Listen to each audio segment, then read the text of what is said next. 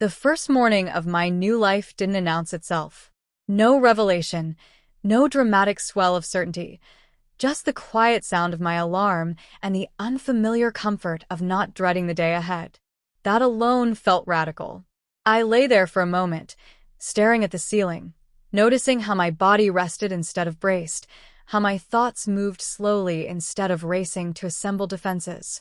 This was what followed becoming the ordinary. I stood in front of the mirror with a cup of cooling tea in my hand, not inspecting, not correcting, just observing. The person looking back at me held herself differently now, not rigid, not tentative. There was a steadiness in my eyes that hadn't been there before, a subtle authority that didn't ask permission to exist. I wasn't smiling, but I wasn't hiding either. It felt like standing in a room with the lights finally turned on and realizing nothing inside was as shameful as I'd been taught to believe. Getting dressed took longer than it used to, but not because of uncertainty. It took longer because I cared. About texture, about fit, about how the fabric followed my movement instead of fighting it. Each choice felt like a sentence in a language I was finally fluent enough to speak without translating first. Outside, the city moved at its usual impatient pace. Cars, voices, footsteps. I stepped into it without rehearsing. That was new. I walked as someone who expected to arrive wherever she was going. The first interaction of the day caught me off guard. A barista looked up, smiled, and asked how my morning was going, an ordinary question that once would have triggered a cascade of self-conscious calculations. This time, I answered honestly. Better than I expected, I said. My voice didn't shrink away from the words. The exchange passed, light and unremarkable, but something inside me settled more firmly into place. This, I realized, was the real work now.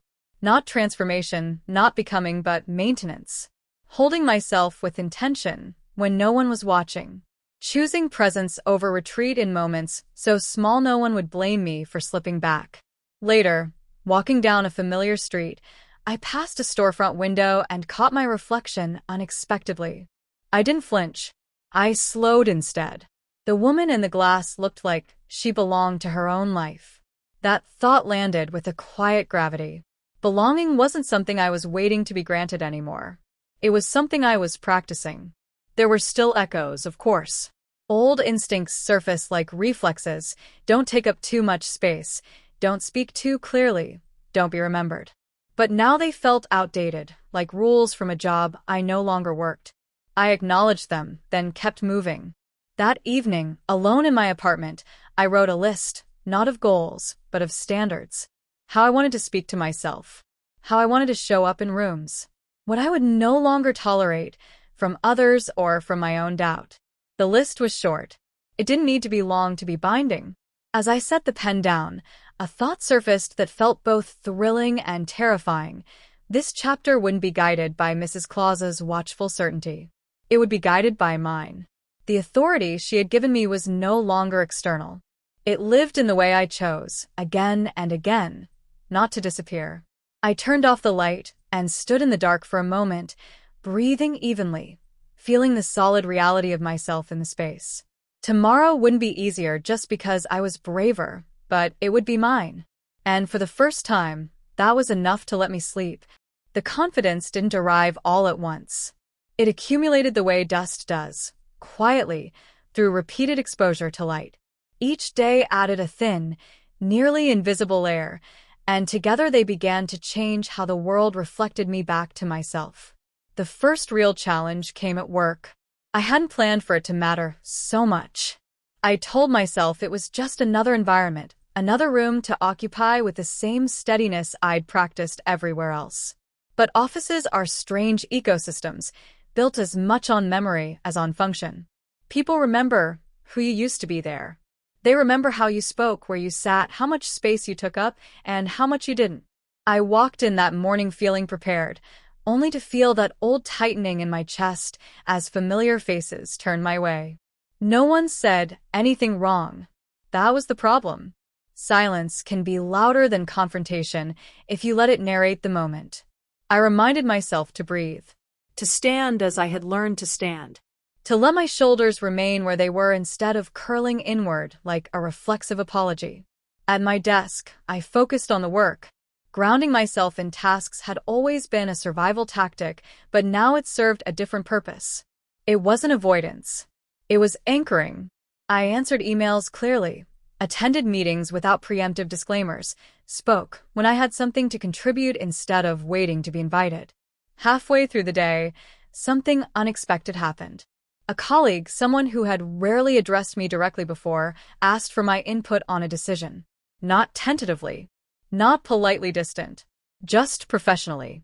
I noticed the way they waited for my response, the way the conversation adjusted around my answer. No one questioned my presence. Later, in the quiet of the restroom, I caught my reflection again. The lighting was unkind, the mirror unflattering, but my expression held. I looked tired, focused, real. I didn't correct my posture for the mirror. I didn't need to. The steadiness had already settled into my muscles. That afternoon, a meeting stretched longer than expected. Opinions clashed. Tension rose. Old instincts urged me to retreat, to become agreeable, invisible, easy to overlook. Instead, I listened. Then I spoke, calmly and directly, my voice steady even as my pulse jumped. The room went quiet. Not the uncomfortable kind, the attentive kind. When the meeting ended, someone nodded at me in acknowledgement, not approval, not praise, just recognition. It sent a small shock through me, like discovering a door had been unlocked the entire time. Walking home that evening, exhaustion set in, not the hollow exhaustion of pretending, but the earned fatigue of staying present through discomfort. I realized something as I waited for the light to change. Courage wasn't loud. It was repetitive. It was choosing the harder alignment over the easier retreat, again and again, until the alignment became familiar. At home, I changed into comfortable clothes and sat by the window as the city dimmed into evening. The quiet felt earned. I thought of Mrs.Claus, not as someone watching me now, but as someone who had trusted me to continue without her supervision. That trust mattered. Before bed, I opened my notebook again and added one more line to my list of standards. I will not abandon myself to make others comfortable. The sentence sat there, unadorned, demanding nothing but consistency. As I turned off the light, a realization surfaced. Gentle but firm, this new chapter wasn't about proving anything. Not to the world. Not to my past. It was about inhabiting my life fully, even when that felt inconvenient or unfamiliar. Tomorrow would bring new rooms, new eyes, new echoes of old doubt. But tonight, I slept with the quiet confidence of someone who had stayed. The next morning, I woke earlier than usual, the city still wrapped in the soft gray light of dawn. I lingered in bed for a few minutes, letting the silence stretch. There was a subtle thrill in simply existing in my own body without reservation, without pretense. I could feel the steadiness in my limbs, the way my spine wanted to carry me forward instead of curling inward. It was a quiet victory, but one that resonated like a deep chord. Breakfast was slow and deliberate. I made tea, lightly toasted bread, arranged it carefully on a plate, not for anyone else, but because caring about these small things felt like affirming my own presence. I looked into the reflection of the window, catching sight of my posture, the gentle line of my jaw, the way my hands rested naturally on the table. For the first time, I realized that reflection was no longer a stranger. I recognized her. I belonged in that body, in that space, without reservation. The first true test came in a crowded cafe later that morning. People were everywhere, their movements chaotic, but not threatening. I could feel the old impulse rising, the urge to shrink, to make myself small, to escape unnoticed. But I paused, inhaled, and let the sensation pass over me like wind over snow. I ordered my coffee and found a seat near the window, keeping my back straight, my gaze soft but attentive. Conversations swirled around me. At first, I felt invisible, but the sensation wasn't panic, it was just context. I belonged in this space, just as much as anyone else. I began to notice details I had never noticed before. The subtle smiles of strangers, the way a mother adjusted her child's coat, the reflection of light on wet pavement outside. My mind absorbed it all, but my presence remained deliberate, centered, real. Then a man approached me. Not aggressively, not inquisitively, simply with a warm, polite acknowledgement. "Excuse me," he said. "Do you know which bus goes to the park?" I smiled, answered calmly, even added a small suggestion for an alternative route. His gratitude was quiet, genuine, and in that moment, the ordinary act of helping someone felt profound. I realized that being seen and acknowledged didn't have to be monumental or performative. It was about being present, about offering my reality to the world without hiding, without apology. The rest of the day unfolded in a series of small triumphs. A colleague at work remembered a suggestion I had made yesterday and sought my input today. I navigated scheduling conflicts with calm, listening more than speaking, but speaking decisively when necessary. Each interaction reinforced a pattern I was still learning. The world responds to the person who occupies it fully, even imperfectly. Evening arrived with the soft hush of falling snow. I walked home slowly, savoring the quiet, allowing my thoughts to drift. I noticed how the city lights reflected in puddles, how the cold air pressed against my cheeks and reminded me that I was alive, that I was here, that I could inhabit the world fully. At home, I set my bag down and lingered near the mirror once more. I studied the lines of my face, the posture I had cultivated over months of patient effort. There were traces of the old hesitancy, of course, fleeting moments of doubt, but they were softened by something stronger. Presence. I didn't need to hide. I didn't need to apologize. I was allowed to exist, and the mirror no longer demanded perfection. It demanded honesty. Before bed, I wrote again in my notebook. Today, I inhabited myself without compromise. Tomorrow, I will do it again. The thought gave me a quiet satisfaction. Not pride, too brittle, but affirmation. I felt the edges of myself solidify in ways that were both subtle and profound. This wasn't about grand gestures. It was about consistency, presence, recognition of my own right to occupy space. As I drifted into sleep, I realized something important. Transformation doesn't end when guidance is removed. It continues quietly, persistently, in the choices you make when no one is watching. And for the first time, I felt certain that I could sustain it. Not perfectly, not flawlessly, but authentically. The following week brought its own kind of rigor. Life outside the North Pole didn't pause for adjustment or hesitation. It demanded continuity, responsibility, and attention, and it didn't wait for me to feel ready. I woke each morning to the weight of my own presence, and slowly, I began to understand that the challenge wasn't being seen. It was continuing to show up fully, every day, without the shield of guidance. I started my days with small routines, stretching, tea, a careful look in a mirror. The reflection had become something familiar, yet constantly evolving. I didn't study it for mistakes anymore. I studied it for intention. The way my shoulders rested, the tilt of my chin, the calm in my gaze.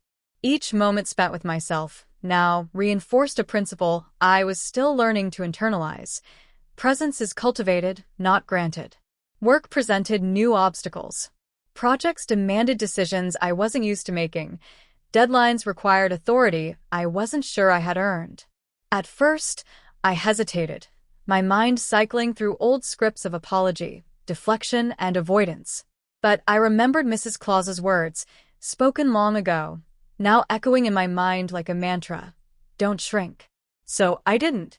When colleagues debated options heatedly, I listened, measured, and then spoke. My words were calm, precise, deliberate, and for the first time, I noticed the shift. Instead of interrupting or dismissing me, the room paused. Opinions adjusted. Ideas expanded. The authority I had learned to carry wasn't demanded, it was acknowledged. During a break, I walked to the rooftop terrace. Snow had started to fall lightly, the flakes collecting in delicate patterns along the railing. I looked out at the city skyline, the rooftops dusted white, and something profound hit me. I was no longer dependent on the validation of someone like Mrs. Claus to feel legitimate. She had taught me the framework, yes, but now, the responsibility was mine to sustain. I could feel it, quietly vibrating under my skin. The subtle, unshakable confidence of someone who had endured her own doubts and outlasted them. And yet I understood that growth is not linear. Doubts still appeared, persistent and insistent. I still questioned whether I was ready for the visibility this life demanded. But the difference now was that hesitation no longer controlled me. It prompted me to move deliberately instead of freezing. That evening, I found myself at a small gathering, a mix of colleagues and acquaintances. I had always navigated such events with careful invisibility, keeping my presence minimal, avoiding attention. Tonight, however, I moved differently. I greeted people directly, listened actively, and spoke when I had something meaningful to offer. The shift was subtle, almost imperceptible, yet unmistakable to those who had known me before. Some noticed immediately, some later, but none treated me as though I didn't belong. Later, standing by the window, I reflected on the changes within myself. I recognized the quiet authority I had carried through the week. I saw the echoes of Mrs.Claus's lessons, not in the clothes I wore or the posture I maintained, but in the underlying principle, to inhabit oneself fully, deliberately, and without apology. I took a deep breath and wrote once more in my notebook. Authority isn't taken. It's held quietly, insistently, in the way you refuse to disappear. Sleep that night felt different. Not the tentative, fragile sleep of someone still negotiating her place in the world, but the deep, grounding sleep of someone who had begun to occupy space, emotionally, mentally, physically, with intention. And in that sleep, I realized a subtle truth. The journey was no longer about becoming. It was about maintaining, about sustaining the version of myself who existed unapologetically, visibly, and deliberately. For the first time, the weight of that responsibility didn't feel crushing. It felt exhilarating. Days passed, each one layering itself on top of the last, building a rhythm I had never known. This chapter of my life wasn't about the dramatic moments or sudden revelations. It was about endurance, about how to move through the world with the knowledge that no one would hand you permission, and yet you were allowed to take it anyway. The morning air was crisp as I stepped outside, scarf wrapped neatly around my neck, hands tucked into gloves. Snow clung to the edges of the sidewalks, and the city seemed to move at a measured pace, almost respectful of my presence. I noticed how my stride had changed, deliberate, unhurried, self-assured without being showy. It was a small change, but significant. Every step I took now carried the silent affirmation that I belonged here, fully and without compromise. Work demanded its own kind of bravery. Projects became complex mazes of deadlines, conflicting priorities, and personalities that had known me only in my old, tentative form. Before, I would have deferred, minimized, or retreated. Now I listened, synthesized, and acted. When disagreement flared, I did not shrink. I offered clarity and direction. My voice was calm, steady, measured, not demanding respect, but asserting presence. And slowly the room adjusted. I noticed the shift. People began to look to me naturally, without conscious effort on my part. But the hardest moments were the ones no one else could see. The evenings when doubt crept in quietly, insidious, whispering that maybe this confidence was borrowed, temporary, that I would stumble and be exposed.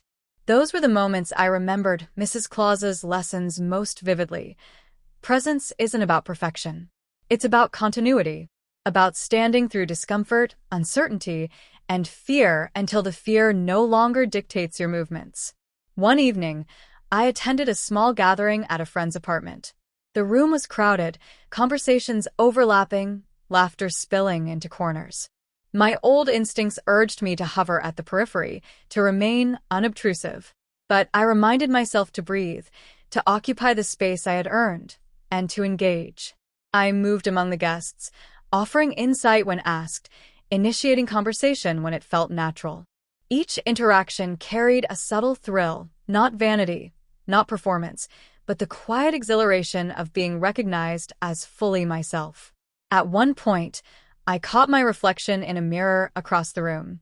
The woman looking back was no longer hesitant. She was present, fully embodied, her posture calm and assured. It wasn't about perfection. It was about alignment.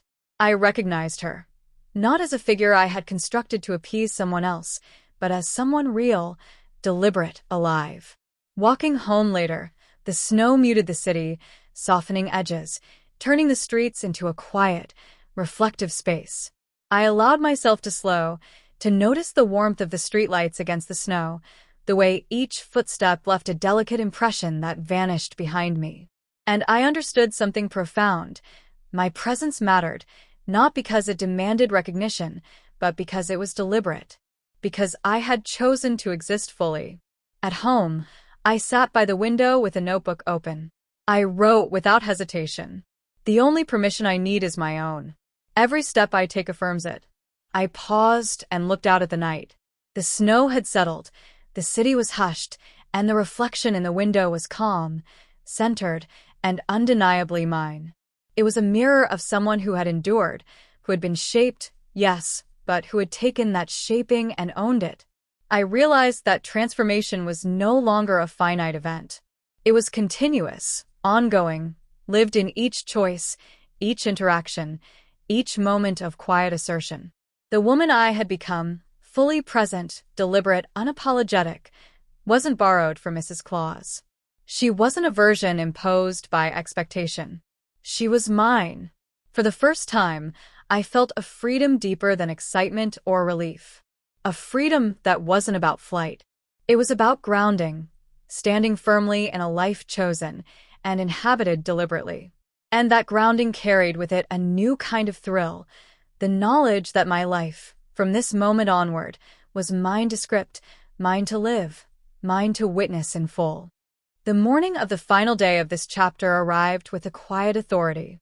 The city outside was awake, bustling with life as always, but for the first time I felt like my own pulse matched the rhythm of the world instead of reacting to it.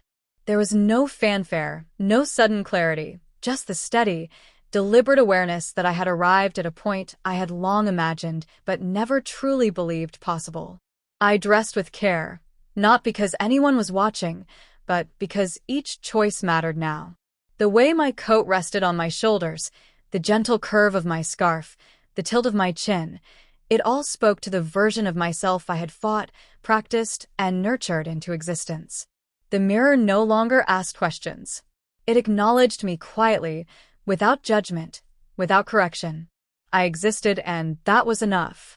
Stepping outside, the cold air hit me sharply, invigorating.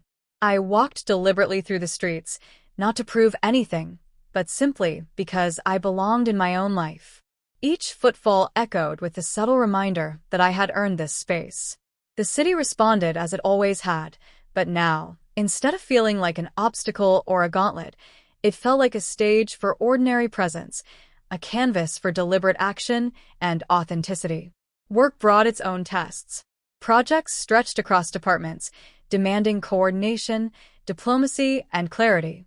I navigated each one not with fear or hesitation, but with the quiet authority I had cultivated. When someone questioned a decision, I listened, then responded with reason and assurance. No one doubted my presence.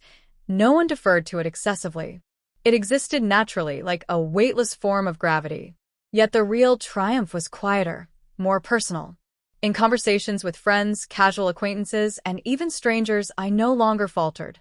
I spoke, laughed, and engaged without the familiar undercurrent of self-consciousness. People noticed, but they didn't treat me as fragile or performative. Recognition arrived organically because I had learned to occupy my life fully, without apology. The afternoons became moments of reflection. I would walk along familiar streets, observing the city with a mind and body at ease, noticing the subtle patterns of life that had always been there but previously escaped me. The reflection in shop windows no longer unsettled me. Instead, I recognized continuity, presence, and agency. The woman staring back was neither borrowed nor imposed. She was fully me, deliberate and intentional. Evenings became sacred. I would sit by the window, snow sometimes falling lightly outside, and journal quietly. I documented no achievements, no triumphs over others, no accolades, only awareness. Awareness of being alive. Awareness of inhabiting space with deliberate care. Awareness of carrying forward lessons learned from a mentor whose guidance had ended, yet whose principles had become internalized. I wrote, I am no longer someone shaped by expectation. I am the authority of my own existence. Each step I take affirms it. Each word I speak is deliberate. Each presence I hold is earned, chosen, and maintained. And then I paused. I looked out at the quiet city, the snow, the lights, the reflection that was mine, but not confined to glass.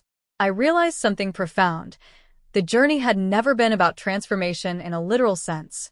It had been about arriving at a point where fear no longer dictated movement, doubt no longer defined presence, and hesitation no longer claimed authority over choice. I understood finally that this life, this chapter, was not a temporary experiment. It was a continuation of deliberate action, continuous affirmation, and conscious engagement. The North Pole, Mrs.Claus, the lessons, they had been the scaffolding. But now the structure was complete. The building stood not because someone had constructed it for me, but because I had chosen to inhabit it fully.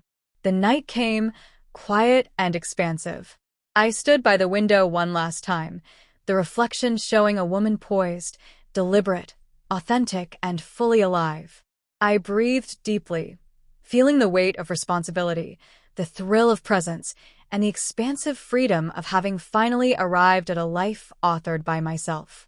And in that silence, I smiled, fully aware. The chapters ahead would not be guided. They would be written step by step, decision by decision, moment by moment. And I was ready.